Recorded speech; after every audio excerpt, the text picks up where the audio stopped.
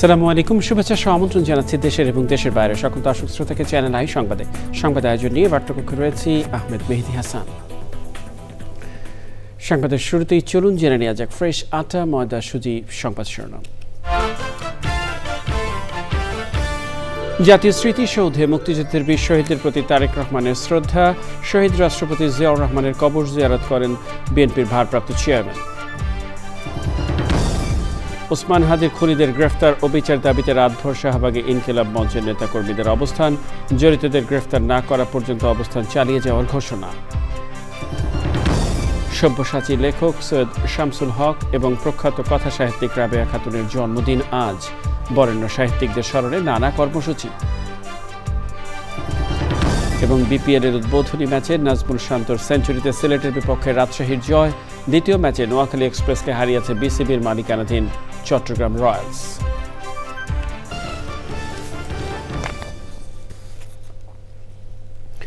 সংবাদ শিরোনামগুলো জানাচ্ছিলাম প্রিয় দর্শক। এখনকার সংবাদ আয়োজন একই সঙ্গে চ্যানেল আইর ইউটিউব চ্যানেলে এবং চ্যানেল আইর ওটিটি প্ল্যাটফর্ম আই স্ক্রিনে লাইভ স্ট্রিমিং হচ্ছে। যাওয়া যাক বিস্তারিত সংবাদে।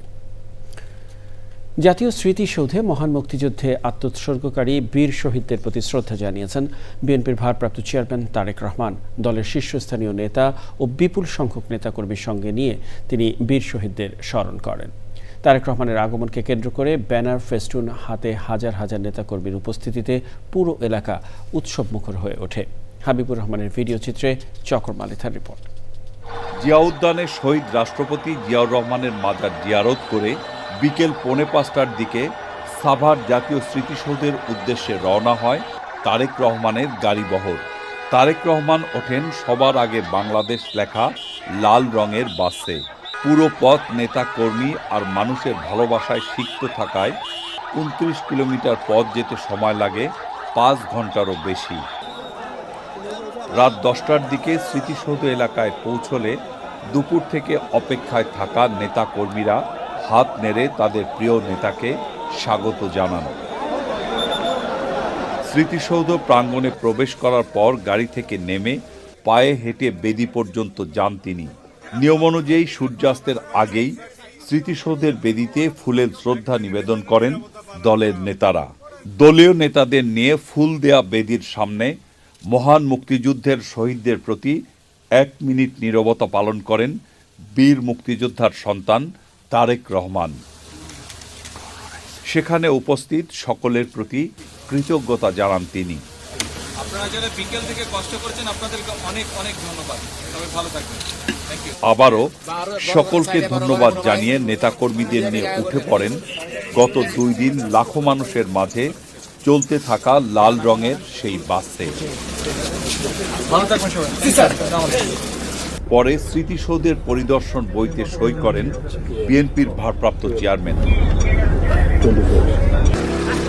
রাত 11:15টার দিকে তার গাড়িবহর রওনা হয় ঢাকার পথে। ঢাকায় পৌঁছে সোজা যান গুলশানের বাসায়। ধন্যবাদ, সকালে কষ্ট করেছেন অনেকে। Thank you so much. অনেক কষ্ট করেছেন। Thank you so much. সবাই ভালো থাকবেন। আরো যারা আছে আপনাদের সকলকে আমার ধন্যবাদ। Thank you. দেখা হবে। Chakor Malitha, Channel I, Dhaka. এর আগে বিএনপির প্রতিষ্ঠাতা শহীদ রাষ্ট্রপতি জিয়াউর রহমানের কবর জিয়ারত ও শ্রদ্ধা নিবেদন করেছেন বিএনপির ভারপ্রাপ্ত চেয়ারম্যান তারেক রহমান। 17 বছরের নির্বাসিত জীবন থেকে দেশে ফেরার পরদিন শুক্রবার বিকেলে তিনি বাবার কবর জিয়ারত করতে যান। এ সময় বিপুল জনতার সমাগম ঘটে। বিএনপি নেতারা আশা করছেন তারেক রহমানের প্রত্যাবর্তনে গণতন্ত্রের পথে দেশ এগিয়ে যাবে। রাহুল রায়ের রিপোর্ট। বিএনপির ভারপ্রাপ্ত চেয়ারম্যান তারেক রহমানের 17 বছরের নির্বাসিত জীবন থেকে রাজস্বিক প্রত্যাবর্তন হয়েছে। বিমানবন্দর থেকে জুলাই এক্সপ্রেসওয়ে এবং এভারকেয়ার হাসপাতাল হয়ে গুলশানের বাসভবনে পৌঁছানো পর্যন্ত ছিল জনতার ঢল আর ভালোবাসার প্রকাশ। পরদিনও একই চিত্র।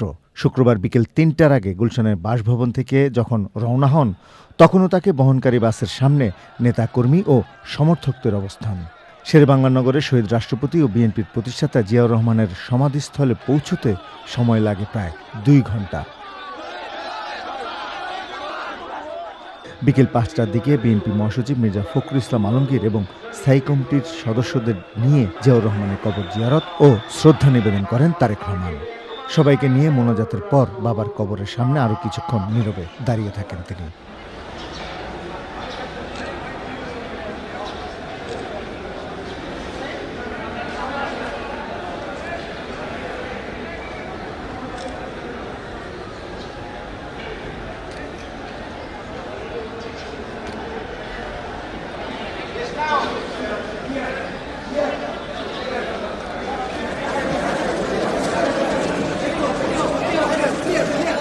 তারেক রহমান সেখানে পৌঁছানোর আগে দলের ভারপ্রাপ্ত চেয়ারম্যানের ঐতিহাসিক প্রত্যাবর্তন নিয়ে কথা বলেন বিএনপি নেতারা। বাংলাদেশের রাজনৈতিক ইতিহাসে এই ধরনের রাজকীয় প্রত্যাবর্তন এবং জনগণের স্বতঃস্ফূর্ত সম্বর্ধনা খুব কম নেতার পক্ষেই পাওয়া সম্ভব হয়েছে। যে দলের তারেক রহমানের এই প্রত্যাবর্তন বাংলাদেশের রাজনৈতিক ইতিহাসে একটা পরিবর্তন নিয়ে আসলো, একটা ইতিবাচক পরিবর্তন নিয়ে আসলো এবং বাংলাদেশের যে রাজনৈতিক আকাশ, সেই আকাশে একটা সুবাতাস বইতে শুরু করলো। আমরা সবাই বাংলাদেশে, শুধু তার দল নয়, গোটা বাংলাদেশের গণতন্ত্রপ্রেমী মানুষ আমরা আজকে অপেক্ষা করে আছি এই নেতার নেতৃত্বে একটা সত্যিকার অর্থেই একটা সুখী, সমৃদ্ধ, গণতান্ত্রিক বাংলাদেশ নির্মাণের জন্য। বহুদলীয় গণতন্ত্রের প্রবর্তক শহীদ রাষ্ট্রপতি জিয়াউর রহমান এটার প্রতিপালন করেছেন আমাদের দেশনেত্রী বেগম খালেদা জিয়া। আবার এটাকে আরো পরিস্ফুটন করবেন আমাদের নেতা তারেক রহমান সাহেব। শহীদ রাষ্ট্রপতি ও বিএনপির প্রতিষ্ঠাতা জিয়াউর রহমানের কবর জিয়ারতের পর মহান মুক্তিযুদ্ধে শহীদদের প্রতি শ্রদ্ধা জানাতে বিএনপির ভারপ্রাপ্ত চেয়ারম্যান তারেক রহমান সাভার স্মৃতিসৌধের উদ্দেশ্যে রওনা হন। রাহুল রায়, চ্যানেল আই, ঢাকা। বিএনপির ভারপ্রাপ্ত চেয়ারম্যান তারেক রহমানের দেশে ফেরার দিন জুলাই ৩৬ এক্সপ্রেসওয়েতে গণসংবর্ধনায় দেওয়া ভাষণ নিয়ে সাধারণ মানুষ কি বলছেন সেটি শুনেছেন রিপোর্টার সাদি মাহমুদ। ক্যামেরায় ছিলেন আলাল আহমেদ। দীর্ঘ সময় পর দেশের রাজনৈতিক অঙ্গনে সরাসরি উপস্থিতি বিএনপির ভারপ্রাপ্ত চেয়ারম্যান তারেক রহমানের। বর্তমান প্রেক্ষাপটে তার এই প্রত্যাবর্তনকে অনেকেই দেখছেন গুরুত্বপূর্ণ রাজনৈতিক ঘটনা হিসেবে। বিশেষ করে এমন এক সময়ে তিনি দেশে ফিরেছেন যখন দেশ রাজনৈতিক অনিশ্চয়তা ও পরিবর্তনের মধ্য দিয়ে যাচ্ছে। I have a plan for the people of my country, for my country. দেশে ফিরে গণসংবর্ধনায় তারেক রহমানের দেওয়া ভাষণকে ঘিরে রাজনৈতিক অঙ্গনের মতো সাধারণ মানুষের মাঝেও চলছে আলোচনা। তারেক রহমানের কথার মাঝে কোনো রাজনৈতিক দল, সংগঠন বা কোনো নেতাকে উদ্দেশ্য করে বিপরীত দলে তিনি কিন্তু খারাপ কিছু বলেননি এবং এখন পর্যন্ত তিনি যেসব প্ল্যান প্রোগ্রাম সাজিয়েছেন তরুণ প্রজন্ম সেটাকে অনেক বেশি সাপোর্ট করে। সবচেয়ে গুরুত্বপূর্ণ যেটা ফোকাস পেয়েছে যে ওনার যে লাইনটা, যে ওনার একটা প্ল্যান আছে, যেহেতু অনেক বছর পরে আসছেন নিশ্চয়ই এটা উনি ওইভাবেই একটা প্ল্যান নিয়েই অগ্রসর হচ্ছেন। উনি সেইভাবেই দেশের জন্য ভালো কিছু করবে, সেই প্ল্যানগুলো আছে। তো আশা রাখি আমরাও, যেহেতু উনি ১৬ বছর আসছে, আগের যে ভুলভ্রান্তি করছে সেগুলো শুধরে উনি ভালো কিছু করবে। সাধারণ মানুষ বলছেন তারেক রহমানের এই ভাষণ শুধু রাজনৈতিক বার্তাই নয়, বরং আগামী দিনের রাজনৈতিক কৌশলেরও ইঙ্গিত। সবাই মিলে একত্রিত হইলে আমাদের দেশ ভালো চলবে, উনার কথা রক্ষা করতে উনি সহজ হবে। তার একার পক্ষে তো আর সম্ভব না, সবার সাপোর্টটাই দরকার এবং বিদ্বেষহীন যদি রাজনীতি থাকে, প্রতিটা দলের মাঝে যদি ঐক্যবদ্ধ যে মনোভাব সেটা যদি থাকে, তিনি অবশ্যই পারবেন। দুর্নীতির যে পরিমাণটা আছে, তো এটাকে কিভাবে কমিয়ে আনা যায়, তো এটাই আর কি সবার আগে নজর দেওয়া উচিত। আমাদের সবারই আশা হচ্ছে নতুন করে একটা নতুন বাংলাদেশ, যেটা আসলে সবার অংশগ্রহণ থাকবে সংসদে। তারেক রহমানের দেওয়া ঐক্য ও সংস্কারের বার্তা জনগণের প্রত্যাশার সঙ্গে মিললেও এর বাস্তব প্রয়োগকেই চ্যালেঞ্জ হিসেবে দেখছেন অনেকে। সাদি মাহমুদ, চ্যানেল আই, ঢাকা। শহীদ শরীফ ওসমান হাদির খুনিদের গ্রেফতার ও বিচার দাবিতে রাতভর শাহবাগে অবস্থান নেয় ইনকিলাব মঞ্চের নেতাকর্মীরা। খুনের সাথে জড়িতদের গ্রেফতার না করা পর্যন্ত শাহবাগে অবস্থান চালিয়ে যাওয়ারও ঘোষণা দিয়েছেন তারা। পরকাজিমের রিপোর্ট। ইনকিলাব মঞ্চের আহ্বায়ক শহীদ শরীফ ওসমান হাদির খুনিদের গ্রেপ্তার ও বিচার দাবিতে শাহবাগে রাতভর এভাবেই অবস্থান নেন তার সমর্থকরা। শুক্রবার জুমার নামাজের পর থেকেই শাহবাগ মোড়ে অবস্থান নেন ইনকিলাব মঞ্চের নেতাকর্মীরা। পরে অবস্থান ও বিক্ষোভে অংশ নেন বিভিন্ন শ্রেণী পেশার মানুষ। কনকনে শীত উপেক্ষা করে রাতে যারা অবস্থান কর্মসূচিতে সামিল হন তাদের মাঝে কম্বল বিতরণ করা হয়। বিচার চাইতে সেখানে আসেন অনেক নারীও। আমার ভাইয়ের বিচারের জন্য আমরা এই যে সন্তান নিয়ে রাস্তায় দাঁড়ায় আছি। আমরা সবাই হাদির মৃত্যুতে শোকাহত। একজন শহীদের খুনির বিচার আমরা চাই, ঠিক আছে? হাদি আমাদের সকলের। স্বাধীনতা এবং সার্বভৌমত্ব রক্ষা কিভাবে করতে হয় এটা হাদি দেখিয়ে গেছেন। তার এই ন্যায্য বিচার, যে বিচারের দাবি, এটা আমার আপনার সকলের। তো এই দাবির সাথে একত্রতা পোষণ করে আমি এই মধ্যরাতে আমার মামা আরও সহপরিবারে আমরা আসছি। এই কর্মসূচিটা মূলত সরকারের উপরে চাপ প্রয়োগ করার জন্য, যেন যাতে করে সরকার প্রকৃত খুনিকে আইনের আওতায় নিয়ে এসে খুনের পরিকল্পনাকারী ও হত্যাকারীদের গ্রেপ্তার না করা পর্যন্ত শাহবাগে আন্দোলন চালিয়ে যাওয়ার ঘোষণা দেয় ইনকিলাব মঞ্চ। সকল ব্যবস্থা সম্পন্ন করেই আমাদেরকে এইখানে অবস্থান করতে হবে। আজাদির জন্য আমরা এইখানে বসেই লড়ে যাব। যতক্ষণ পর্যন্ত হাদি ভাইয়ের হত্যার বিচার না হচ্ছে ততক্ষণ পর্যন্ত এই হাদি চত্বর, আমি এটাকে শাহবাগ বলবো না, এই হাদি চত্বর আমরা ছাড়ছি না। রাতভর প্রতিবাদী গান ও স্লোগানে সরব ছিল শাহবাগ। পরাগ আজিম, চ্যানেল আই, ঢাকা। সব্যসাচী লেখক সৈয়দ শামসুল হক এবং প্রখ্যাত কথা সাহিত্যিক রাবেয়া খাতুনের জন্মদিন আজ। বরেণ্য এই সাহিত্যিকদের শ্রদ্ধার সঙ্গে স্মরণ করেছেন সাহিত্যপ্রেমীরা। নানা কর্মসূচির মধ্য দিয়ে রাবেয়া খাতুনের জন্মদিন পালন করবে রাবেয়া খাতুন স্মৃতি পরিষদ ফাউন্ডেশন। সাহিত্য নিয়ে এক জীবন কাটিয়ে দেয়া এই গুণী সমৃদ্ধ করেছেন দেশের সৃজনশীলতাকে। ওবায়দুল রশিদের রিপোর্ট। 1935 সালের 27শে ডিসেম্বর এদিনে জন্মগ্রহণ করেন বাংলাদেশে দুজন বরেণ্য সাহিত্যিক, একজন প্রখ্যাত কথা সাহিত্যিক রাবেয়া খাতুন, আরেকজন সব্যসাচী লেখক সৈয়দ শামসুল হক। কুড়িগ্রামে জন্মগ্রহণ করা সৈয়দ শামসুল হক কবিতা, উপন্যাস, নাটক, ছোট গল্প ও অনুবাদ সহ সাহিত্যের সব শাখায় সাবলীল পদচারণায় হয়ে ওঠেন সব্যসাচী লেখক। সবচেয়ে কম বয়সে বাংলা একাডেমি পুরস্কারে ভূষিত হন সৈয়দ হক। 2016 সালের 27শে সেপ্টেম্বর প্রথিতযশা এই লেখক মারা যান। বাংলা কথা সাহিত্যের ইতিহাসে কিংবদন্তি নাম রাবেয়া খাতুন। 1935 সালের এই দিনে ঢাকার বিক্রমপুরের শ্রীনগর উপজেলায় মামার বাড়িতে জন্ম তার। রাবেয়া খাতুনের সাহিত্যকর্ম জুড়ে উঠে এসেছে বাংলার মা, মাটি, মানুষ আর মুক্তিযুদ্ধের ইতিহাস, ঐতিহ্য। সাহিত্যের পাশাপাশি শিক্ষকতা, সাংবাদিকতা সব ক্ষেত্রেই সফল বিচরণ করেছেন রাবেয়া খাতুন। কর্মময় জীবনে রাবেয়া খাতুন 21শে পদক, বাংলা একাডেমি সাহিত্য পুরস্কার, জসিমউদ্দিন পুরস্কার, বাংলাদেশ লেখিকা সংঘ পুরস্কার, নাসিরউদ্দিন স্বর্ণপদক, শেরে বাংলা স্বর্ণপদক পুরস্কার সহ অসংখ্য পুরস্কার এবং সম্মাননায় ভূষিত হয়েছেন। আমার মন জানে আমি জানি। মেঘের পরে মেঘ, মধুমতি, কখনো মেঘ কখনো বৃষ্টির মতো চলচ্চিত্র নির্মিত হয়েছে রাবেয়া খাতুনের উপন্যাস অবলম্বনে। বরেণ্য এ কথাসাহিত্যিককে শ্রদ্ধার সাথে স্মরণ করে বাংলা একাডেমিতে রাবেয়া খাতুন কথাসাহিত্য পুরস্কার 2025 প্রদান করবে রাবেয়া খাতুন স্মৃতি পরিষদ। রাবেয়া খাতুনের জন্মদিনকে ঘিরে চ্যানেল আই স্টুডিওতে হবে তার দুটি অনুবাদের গ্রন্থের প্রকাশনা উৎসব। 2021 সালের 3রা জানুয়ারি মারা যান রাবেয়া খাতুন। সাহিত্য সৃষ্টির মধ্য দিয়ে প্রজন্ম থেকে প্রজন্মে রয়ে যাবেন এ গুণী। Obaidul Rashid, channel I, Dhaka. Bangladesh society of radiology and imaging এর 18তম দ্বিবার্ষিক সম্মেলন হয়েছে। শুক্রবার রাজধানীর শহীদ আবু সাইদ আন্তর্জাতিক কনভেনশন সেন্টারে এ সম্মেলন হয়। বৈজ্ঞানিক অধিবেশন, পবিত্র কোরআন পাঠ এবং জাতীয় সঙ্গীত পরিবেশনের মাধ্যমে উদ্বোধন অনুষ্ঠানের সূচনা হয়।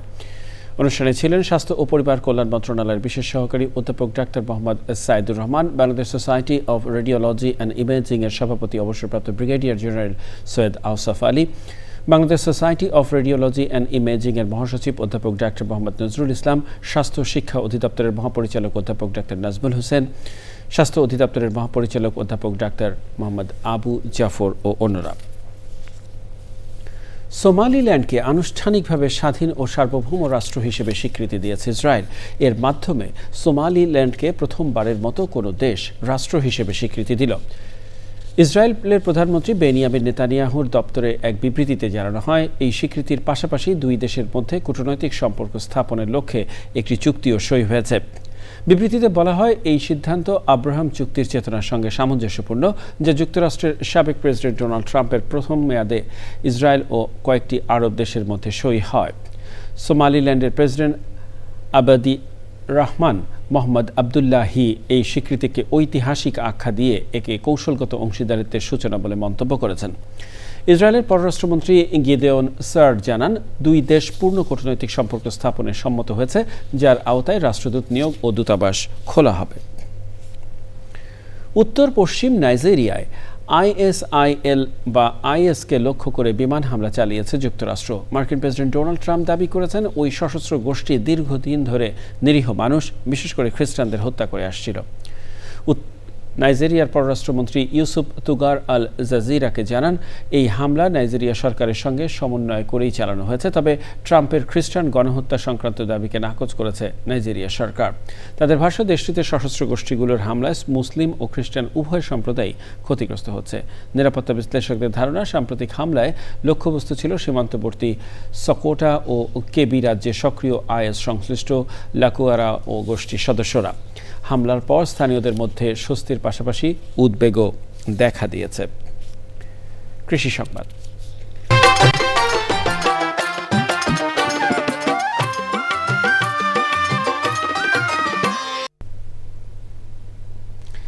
এবছর নেত্রকোনায় রোপা আমনের ভালো ফলন হলেও কিছু এলাকায় ইঁদুরের আক্রমণে ক্ষতির মুখে পড়েছেন কৃষক।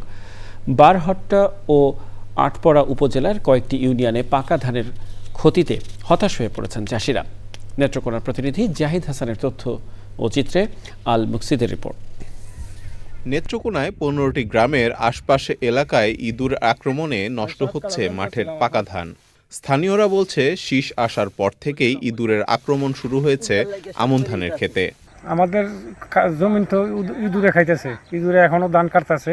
ইঁদুরে দেখায়া একবারে সর্বনাশ করে যাচ্ছে।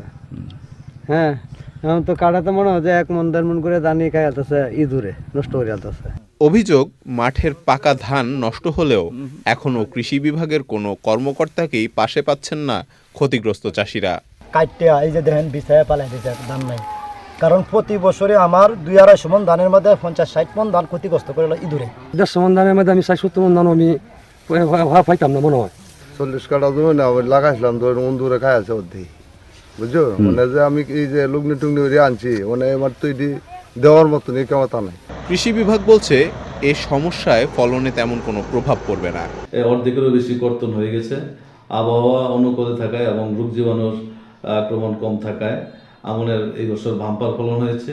কিছু কিছু এলাকায় অল্প অল্প ইঁদুরের উৎপাত থাকলেও সেটা ফলনে তেমন কোনো প্রভাব পড়েনি। উঠতি ফসল রক্ষায় কৃষি বিভাগকে আরও আন্তরিক হবার আহ্বান স্থানীয় কৃষকদের। আল মুকসিদ, চ্যানেল আই। দেখবেন প্রকৃতি সংবাদ।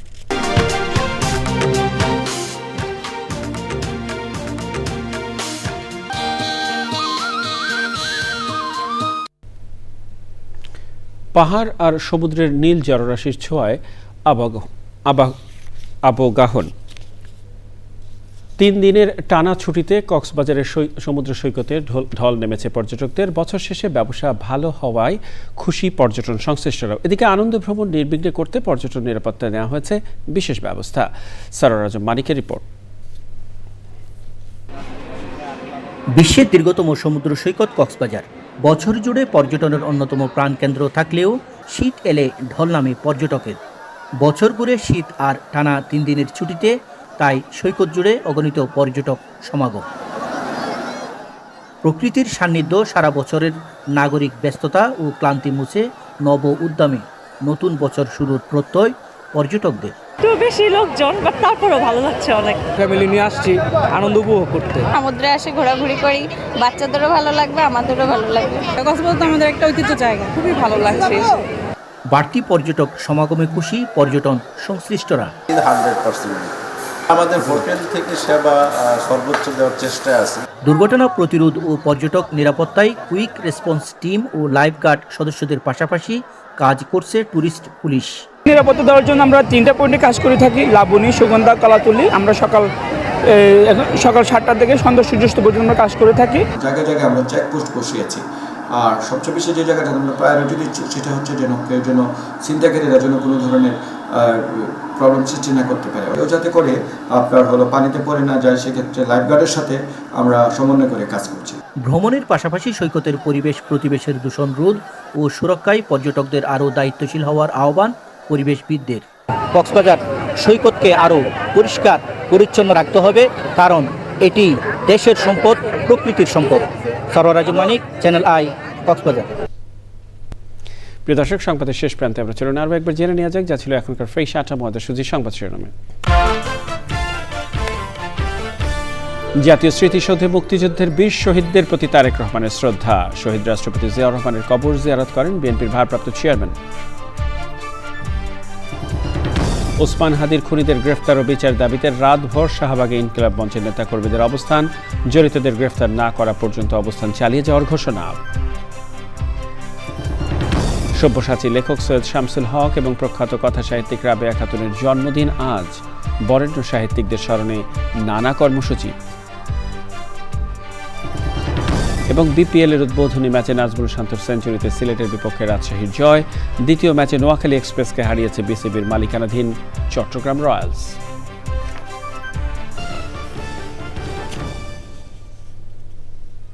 প্রিয় দর্শক, চ্যানেল আই সর্বশেষ সংবাদ জানতে ভিজিট করুন channelionline.com-এ। যুক্ত থাকুন আমাদের সোশ্যাল মিডিয়া প্ল্যাটফর্মগুলোর সাথে। এর সাথে শেষ করছি এখনকার সংবাদ আয়োজন। সংবাদে এতক্ষণ আমাদের সাথে থাকার জন্য সংবাদ টিমের সবার পক্ষ থেকে আপনাদের আবারও শুভেচ্ছা।